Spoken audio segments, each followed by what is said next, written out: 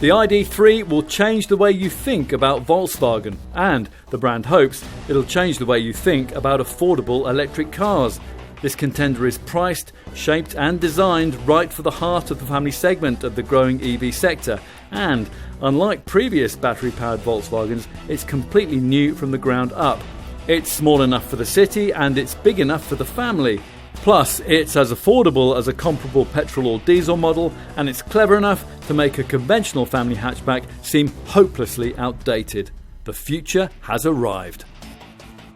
Setting off in an ID.3 feels like a strange new world. There's no gear stick, no handbrake, no ignition key, and just the sound of silence as the fixed ratio transmission blends an almost endless wave of torque into meaningful and satisfyingly rapid forward progress.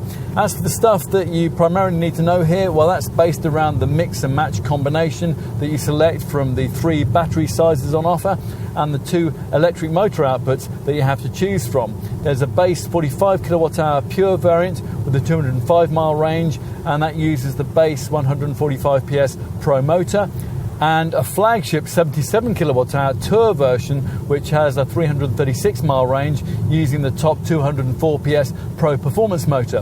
The kind of ID.3 Volkswagen thinks that you're almost certainly going to want, though, is one with the kind of 58 kilowatt hour battery size that we're trying here, a format which gives you a range of up to 263 miles and the choice of either electric motor.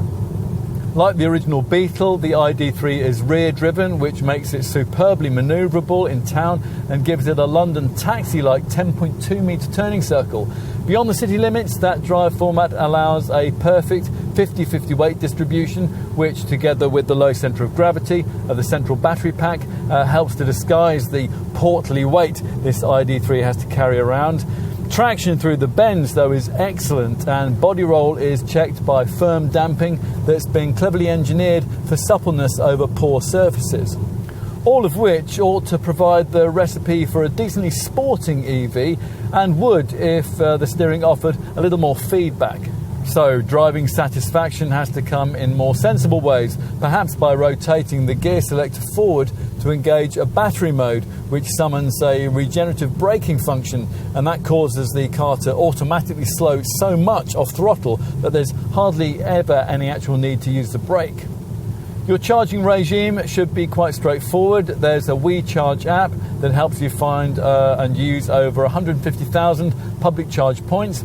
An AC one-phase 7.2 kilowatt garage wallbox would replenish the car from 0 in 9 hours 30 minutes. An AC three-phase 11 kilowatt charger would reduce that to 6 hours and 15 minutes. And if you find a public rapid charger, DC3 100 kilowatt point, replenishing your ID.3 from 5 to 80% will take just 35 minutes.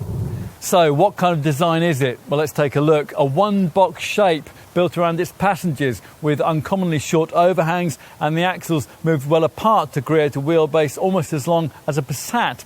There's a strong C-pillar, a classic Volkswagen design feature, which on the driver's side houses a charging flap, and a softly modelled side section that curves under the rising shoulder line of quite a sporty silhouette, which features a low glass house emphasised by dark finishing for the roof, the window frames and the B-pillar.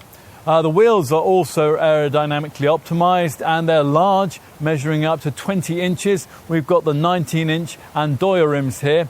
But what's really important is what you can't see. All the key drive stuff sits over the rear axle, principally the single-speed gearbox and the permanent magnet synchronous electric motor which has been mated to it. Now this is powered by a high-voltage battery, and that has been efficiently packaged in the underbody to save space, which leaves nothing to sit here at the front end but a few auxiliary units like the air conditioning compressor and, of course, the steering rack. So, just as with the original rear-engine Beetle, there's no need for a grille. We are a brand that was born without a grille, says design chief Klaus Sikora.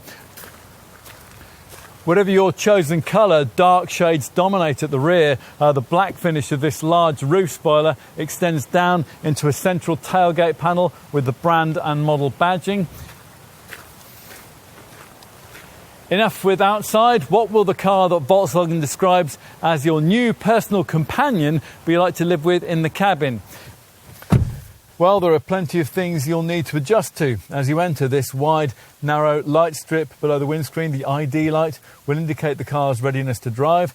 You sit quite high on top of all those batteries, and the interior design is, it has a minimalist, open plan, but rather clinical feel, which Volkswagen has tried to unsuccessfully lift by imprinting play and pause symbols on the two footwell pedals.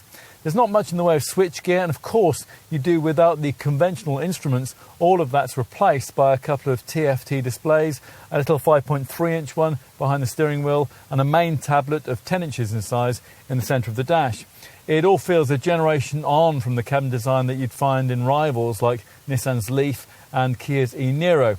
Build quality, it's good, but cheaper plastics betray the cost cutting that's been necessary to keep this sophisticated EV's asking price within the realms of affordability. Just as an arrival BMW i3, the gear selector is housed in a right-hand protrusion here from the instrument binnacle, although here there's the additional novelty in the fact that the whole binnacle moves up and down as you adjust the wheel. Other instruments are done using touch-sensitive buttons like these fiddly sliders here for the climate system, or with voice control prefaced by the command Hello ID. You may already have decided that an electric family hatch is for you, but even if you haven't, this is one you need to consider. You'll like the clever packaging, the quick performance, the sharp manoeuvrability and the cutting-edge cabin tech. You might even really like the quietly futuristic styling. The Volkswagen brand really has been able to deliver a family-sized EV at a sensible price that can claim to be directly comparable to combustion-engined rivals. What's more, this really does feel like an authentic Volkswagen with a rear-driven format that even has a few Beetle throwbacks. In half a century's time, there's just a chance that the ID.3 will command a place in automotive history alongside that seminal VW model. As we said, the future starts here.